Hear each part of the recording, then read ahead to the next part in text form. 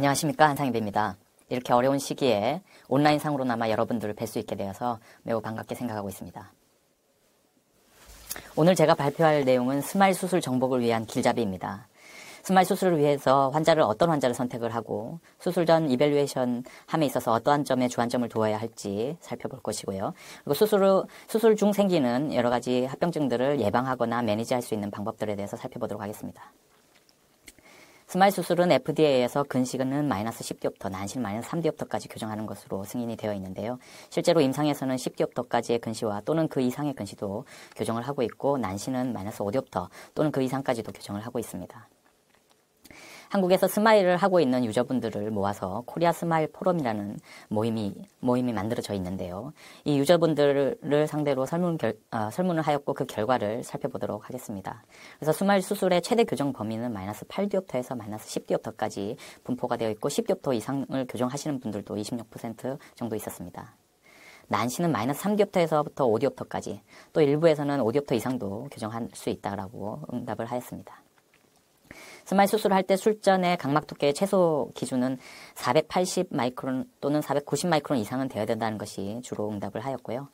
또 수술 후 잔여 각막 두께는 270 마이크론, 280 마이크론 이상은 되어야 된다는 것이 주 응답을 이루었습니다.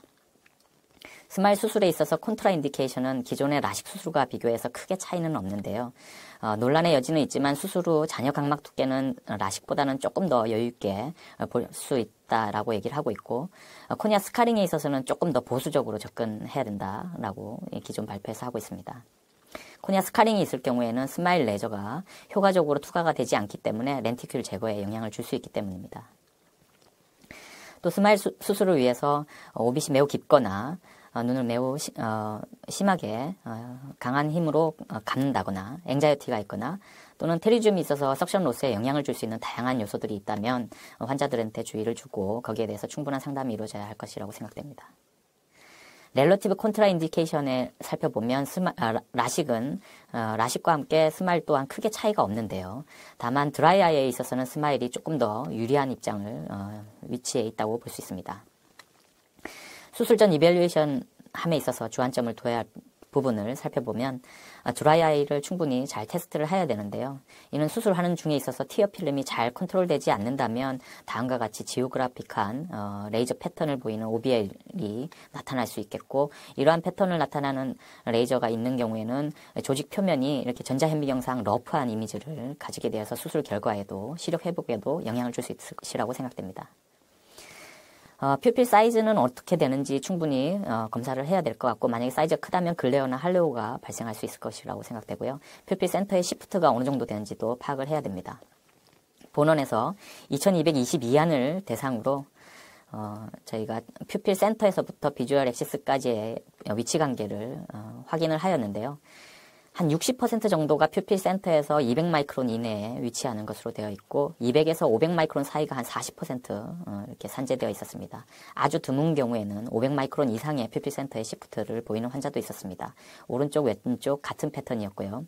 그래서 이렇게 200에서 500 마이크론 사이에 퓨필 센터의 시프트가 있는 경우에는 디센터레이션이 발생할 수 있고, 또 수술 후에 하이오더 에버레이션의 증가도 보일 수 있기 때문에 조금 주의를 해야 되겠고, 500 마이크론 이상이다 이러면 환자하고도 충분히 상의를 해야 될 것이라고 생각이 됩니다. 라식과 유사하게 굴절율이 안정되어 있는 것을 확인해야 되겠고요. 그리고 토포상에서 액타지아 리스크를 충분히 이밸류에이션 해야 될 것 같습니다.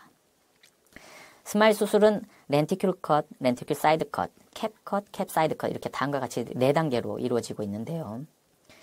수술 중에 다음과 같은 다양한 합병증들이 발생할 수도 있습니다. 이 중에서도 디센터레이션과 석션 로스는 비기너에 있어서 아주 우려스러운 부분이기도 한데요. 여기에 주안점을 두고 발표를 진행하도록 하겠습니다.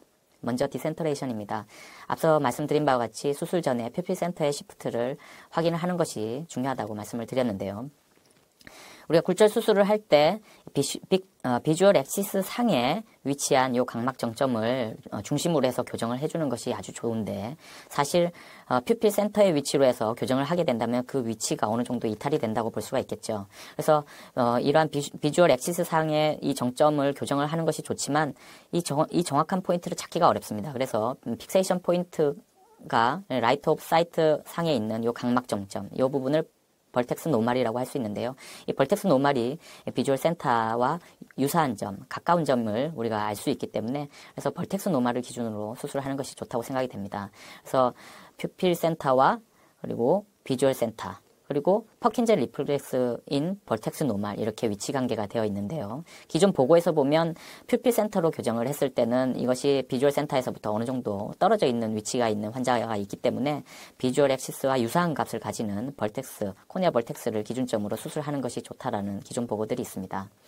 그래서 벌텍스 노말을 정확하게 우리가 파악을 하고 센터레이션 하는 것이 중요한데요. 이러한 테크닉이 보고가 되어 있는데 먼저 트리플 센터레이션 테크닉에 대해서 살펴보면 퍼킨젤 리플렉스가 보이는 이 벌텍스 노말을 기점으로 해서 호리존탈하게 양쪽에 레퍼런스 마크를 찍고요. 그리고 인피리어 쪽에 하나 더 찍어서 도킹을 할 때 이 세 점이 마주치는 이 지점을 중심으로 해서 센터레이션을 잡게 되고 도킹을 하였을 때 호리존탈 라인과 버티칼 라인의 위치 관계를 살펴보고 어느 정도 로테이션이 사이클로토전이 있다 하면 로테이션 시켜서 보정해주는 이러한 방법을 하는 것이 좋다라고 기존 보고가 있습니다. 그래서 결과가 보면 매우 안정되게 잘 난시까지 교정되었다라고 하고 있습니다.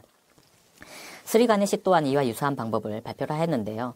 그래서 마킹을 3포인트로 마킹을 하고 도킹을 하였을 때 이 마킹점이 호리존탈 라인에 있지 않다면 컨택트 글렉스를 이렇게 로테이션 시켜서 사이클로토전을 보상해 주는 것이 좋다라고 하고 있습니다.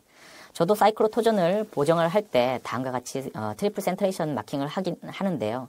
이 마킹점이 샤프한 것이 좋지만 샤프하게 마킹을 하게 되면 도킹을 했을 때 레퍼런스 마크가 잘 보이지 않고 다음과 같이 블런트한 마킹을 하게 되면 어느 정도 각도가 틀려지거나 또 블런트한 마킹을 하면서 환자가 움직임에 따라서 그 마킹점이 조금 더 틀어지거나 아주 정확한 위치 관계를 잡기가 어려운 단점이 있습니다. 그래서 여기에 보완하는 다른 방법을 저도 구상을 많이 해봤는데요.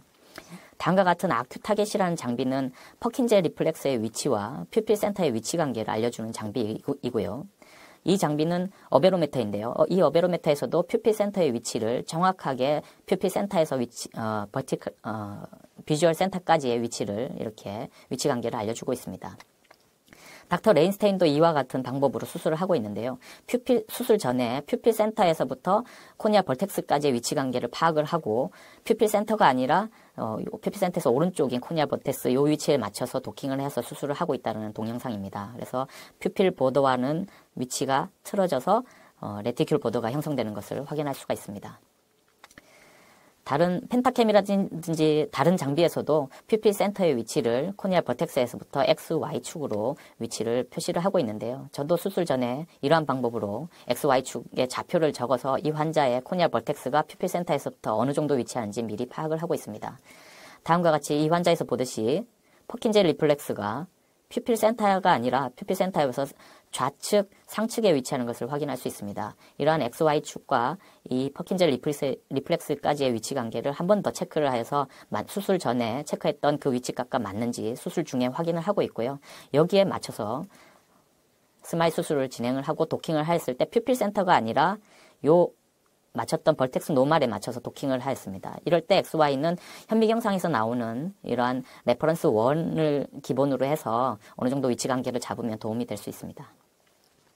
이 환자의 경우에는 수술 전에 퓨필의 센터의 위치와 그리고 코니아의 센터의 위치가 어느 정도 차이가 나는 것을 확인할 수 있겠고 퓨필 센터가 아니라 코니아 센터로 위치로 해서 교정을 되고 난 후에 토포 파인딩입니다.